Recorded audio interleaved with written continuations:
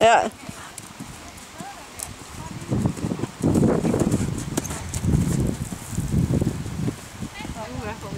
Fryskalopper det hele.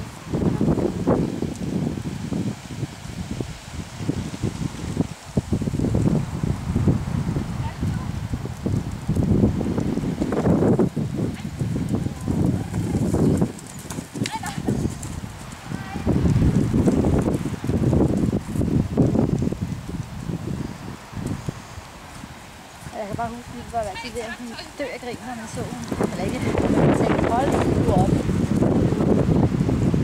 Jo, det så det, men det var voldsomt, fordi vi bare travede til